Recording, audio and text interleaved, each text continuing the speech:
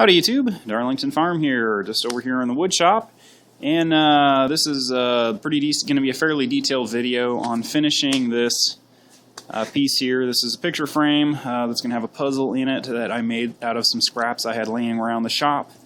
I did not take any video of actually building it, it's just pocket screwed together. And then the top here is a piece of crown molding that I ran for the Oak Street house and had left over. The top here is just another scrap that I cut on the table saw. As you can see, it's got a bevel on it there that's about 8 degrees. Just kind of made it look like a raised panel there. And put that all together with some furniture pins from my Grex pinner here, which I highly recommend. But that's not the point of this video. The point of this video is how I finish this. So without further ado, I'll kind of explain how I did this here, and then you can see for yourself. The materials used: red pepper, milk paint by General Finish there, lamp black, and then the top coat is their clear polyurethane right there, the Enduro Clear Poly from their Commercial Finishes line. As you can see, it's kind of a distressed finish. You can see bare wood there in a couple of places, and you can see the pepper red on quite a few places there where I sanded through. Just kind of an overview. Spray on your base coat, which in this case was the red pepper. I put on 2 coats of that just to make sure I had a good base, and then I put 1 coat of lamp black over the top, let that all dry, come back with some 400 grit paper in my Festool ETS 155 there, and just have a go at it. That part's pretty easy. You can just sand through. With the 400 grit paper, you can be pretty rough with it and not have to worry about gouging all the way to the wood. That piece up there had had some bark in it, so right there was a little piece of area where there was some bark that didn't make a perfectly square edge, so I just hit it with a sander and kind of made it look like it had fallen off the wall or something. And yeah, you can kind of see what it looks like there. Now that's pretty much how I did it. Now just keep watching, you can see the video.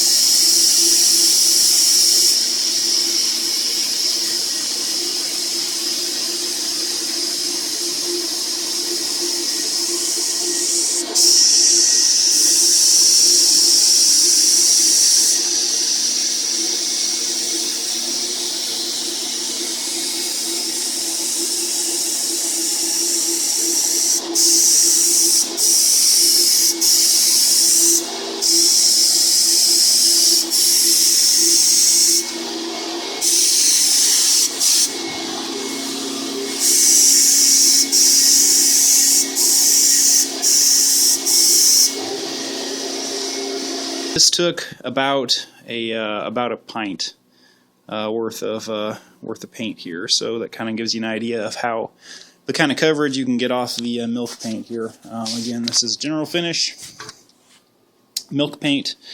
Absolutely love this stuff. Great coverage. I generally, for my first coat of this, I like to go at a relatively low pressure, about 3 psi, and then I will use pressure. This takes pressure from the line, runs it to the top of the paint, and it gives you a nice big droplet, which I really like for the first coat. And then subsequent coats, I'll bump it up to about 5 psi and remove that. And also, for the first coat, I'll run the gun wide open, and then for the second coat or subsequent coats, I'll turn the gun way down to where you don't really have a whole lot of paint out and you get a nice fine droplet. But for that first coat, it's really nice to just have nice big droplets. Where I kind of got a little crazy with this. If you're really careful, you get very little overspray. But if you'll note, there's not too much on the ground here, and this stuff is all loose, where it's actually not attached to anything, but there's nothing on my tools here. It's really nice where if you don't have a paint booth, you can you can paint and not make a big mess. Okay, so now the lamp black has dried, and I am starting the distressing process here. As you can see, you just go along here basically with, I've been just taking my some 400 grit paper, again in my 155 here, and just going along and just kind of any place I think that looks cool. I've been hitting it with some sandpaper. I'll just go over and do the whole thing here. I just thought I would kind of give you an idea how this works. It kind of takes a light touch, so I don't know that I'm going to do too much of it on video here, but I'll give you an idea. I'm just going around the corners, just kind of distressing it thusly.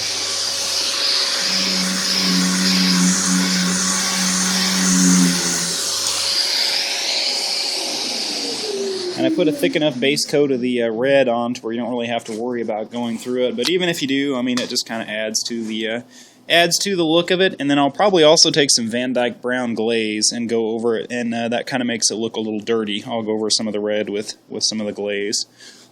But yeah, I'm going to get to it here and take some more video once I'm done with this part. Alright, so I went ahead and distressed this, and now I am all set to go to put my clear coat on, which I have set up in the gun. Right there you can kind of see what this is going to look like.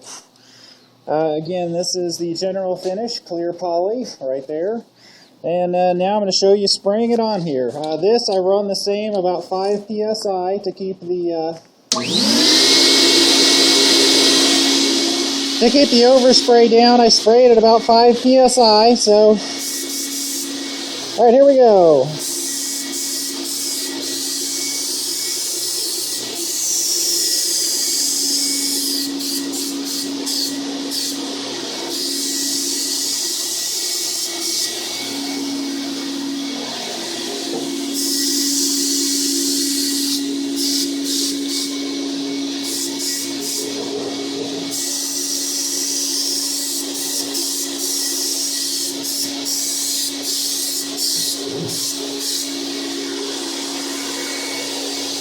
Now this stuff dries really quickly.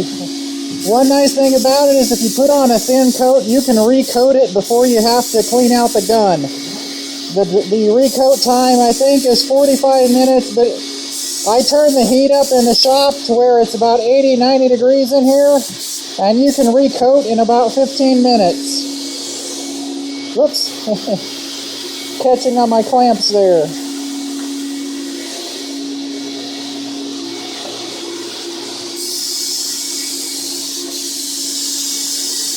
The top I'm not too worried about.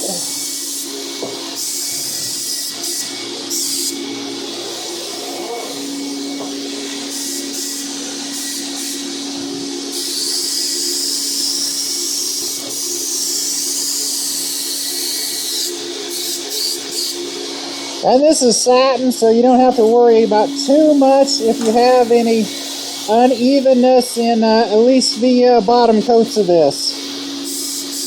I'm going to go ahead and do the inside of the frame here. So just I don't want to take a chance on dragging my hose across it.